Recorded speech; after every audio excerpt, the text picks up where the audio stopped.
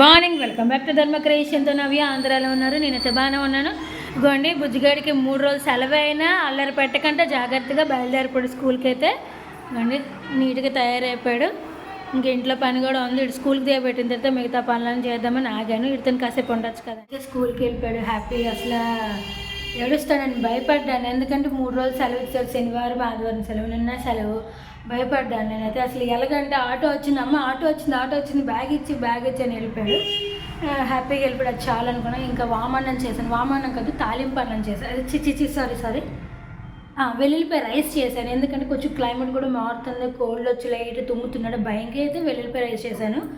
ఇంకా పనులు అయితే ఉన్నాయండి. వాషింగ్ మిషన్ వేసాను. క్లైమేట్ అయితే లాస్ట్ వస్తే భయం పడుతున్నాను, ఎందుకంటే మేఘాలు వేసి అదే భయంగా ఉంది నాకైతే. చూడండి దాంట్లో అయితే వర్షం చినుకులు కూడా పడ్డాయి. ఇంకా కడిగేసి ముగ్గు పెడదాం అనుకున్నాను.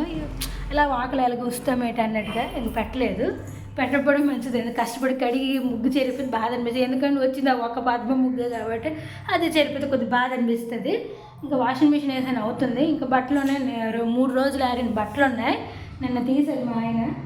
ఇప్పుడైతే మడత పెట్టుకోవాలి. నేనైతే ఈలోకి ఇంట్లో పనంతా చేసుకొని ఎక్కడొక్కడ ఎత్తి పెట్టుకోవాలి. పెట్టాను నీట్గా. పూలు అయితే ఎక్కువ ఏం దొరకలేదు, మందార పూలు 2 దొరికాయి. నందువరని యథాస్థితిగా పెట్టాను నేనైతే. చూడండి నిన్న మా అమ్మ పులిహోర ఇచ్చింది 2 పూటలు తగ్గట్టుగా. తండ్రి కొడుకులు తినేసి వెళ్ళిపోయింది, నాకు మాత్రం ఇంతవే మిగిలింది. ఇంకేదైనా ఆప్షనల్గా చేసుకోవాలి. అయితే వెళ్ళిపోయి అన్నం చేద్దామని చేసుకుంటున్నాను. ఇంకేట్ చేద్దామంటే అదే గుర్తొచ్చిందండి. నిన్న మొన్న ఒలిసిన వెల్లుల్లిపాయ గుడ్లు ఉన్నవి ముక్కలు కట్ చేసి చేసుకుంటున్నాను. ఇవ్వండి కొంచెం అన్నం ఉంటే అది వేసేసుకుంటా. అన్నం అయితే తినేసాను. బుజ్జిగడికి ఏది కట్టాను అది నేను టిఫిన్గా చేసాను, కొద్దిగా నేను చేసుకుని సపరేట్గా. ఇంకా మా ఆయన రానైనా సరిపోతుంది, ఇంకా పరవాడు వెళ్ళారంట. ఎందుకు జ్వరంతో అటు వెళ్ళావు చెప్పివలసింది కదా అన్నాను. లేదమ్మా అవదు అనేసారు. సర్లేని జాగ్రత్తగా ఉండండి అనేసాను. ఇంకా నా గురించి అంటే స్పెషల్గా ఉండే పని లేదని, ఎందుకంటే మార్నింగే నేను బాబుగడికి వండుతాను కొద్దిగా ఎక్కువ, అది నాకు సరిపోతుంది.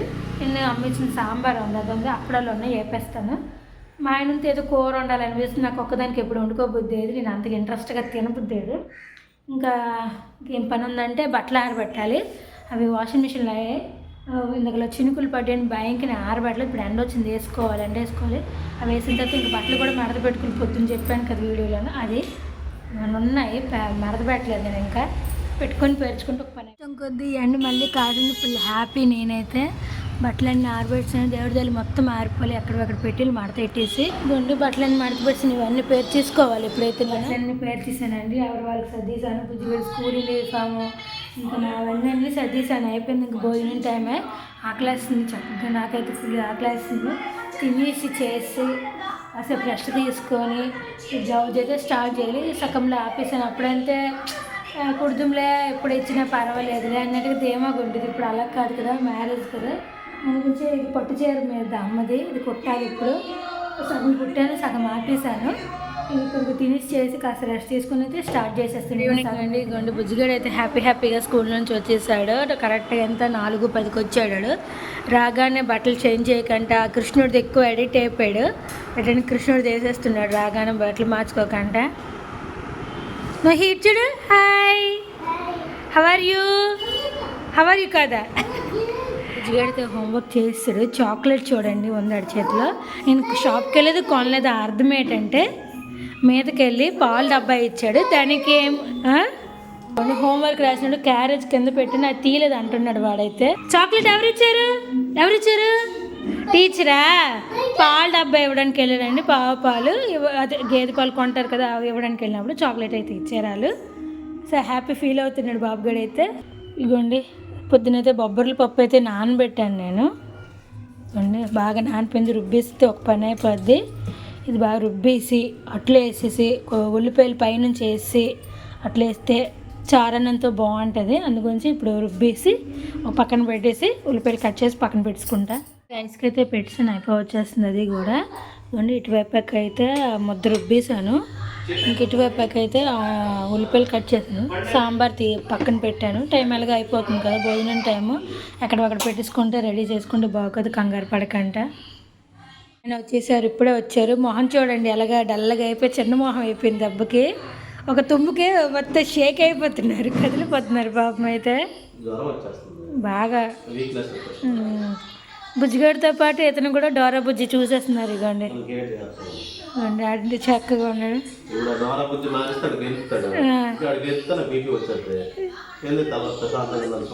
దాని బదులు ఆడితో పాటు మనం చూసేస్తే ఏం ఉండదు. అందుగురించి నేను ఒగ్గేస్తాను ఒక్కొక్కసారి ఒంట్లో బాగు.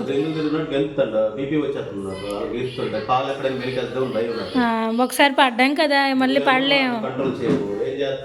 రేపు నేను కంట్రోల్ అరిసి అరిసి గొంతు నొప్పి పెడుతుంది నాకు. ఎవరికి ఇస్తాను? ఎందుకేమను ఏం చల్లడిది ఎప్పుడు ఇచ్చానేటి? ఉన్నాయి ఇస్తాను. ఇంకా అవుతుంది వేడి వేడి అన్నం అవుతుంది. తగ్గించి వండుతున్నాను అన్నం కూడా నేను. అది అట్టుముద్దు రుబ్బాను కదా, 2 వేసి తినేసి ఒక కొద్దిగా అన్నం తిని సరిపోతుంది అనేసి ఉద్దేశంకి.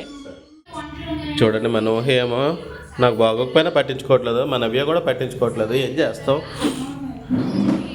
నవ్య? ఆకలేస్తుంది నవ్య. మీ గురించి కొబ్బరి పప్పు నానబెట్టి రుబ్బేసి ఉంచాను, పెనం పెట్టాను. ఇంకొకటి కూడా అవ్వలేదా? హీట్ ఎక్కద్దా అది పెనం? అరగంట అయింది హీట్ ఎక్కుతుంది. అన్నం ఎవరు ఉండరు ఇప్పుడు? మీరే నేనా? చేస్తాను అన్నం మా ఇద్దరికి ఉండద్దా లేదా చెప్పు నువ్వు. అట్టేస్తున్నాను, హీట్ ఎక్కద్దా? సరే సరే ప్రయోగాలు చేస్తున్నా నవ్య. బొబ్బర్ల పప్పుతో అట్లు. ఇదంతా ఎవరు ట్రైనింగ్ అనుకోనుగా? మా అమ్మ ట్రైనింగ్. అవునా? అడిగా పెట్టే అడగలేదు. ఎట్లా చేస్తాడు ఇలా చేస్తే తప్పు పెట్టి నేను ప్రయోగించేస్తాను. ఆవిడ మైండ్లో పెట్టుకోను. మరి ఆవిడ అడిగి చెప్పేస్తారు ఇంకా ఈజీగా. ఈజీయే. దీంట్లో మిక్సింగ్ బియ్యం కలపమంటే ఎక్కువైపోయింది, దాని గురించి కలపలేదు. సరే సరే తినేసామో అయిపోయింది లేదన్నట్టు వండాలని ఉద్దేశంకి ఏది కలపలేదు. మా ఆయన గురించి ఆల్రెడీ పచ్చిమిరపకాయలు వేస్తాను, జీలకర్ర లోపల వేస్తాను, ఉల్లిపాయలు పైనుంచి వేస్తాను, అయిపోయింది. ఇప్పుడు తినేస్తే ఒక పని అయిపోయింది. జిగడైతే తినేసాడు. మళ్ళీ ఇంకా ఎందుకంటే టైం వేస్ట్ అని నా గురించి కూడా ఒక అట్ట వేస్తాను. మా ఆయనకైతే కొంచెం నోరంత ఏదోలా ఉంది, మళ్ళీ వామన్నం చెయ్యమ్మా అన్నారు. అందుకే చేసి పెట్టాను వేడివేడి అన్నము. మొత్తం అందరి భోజనం అయితే కంప్లీట్ అయిపోయింది. బుజ్జిగాడైతే చదువుకుంటున్నాడు అండి, నాన్న చెప్తూ ఉంటే చదువుతున్నాడు వాడైతే.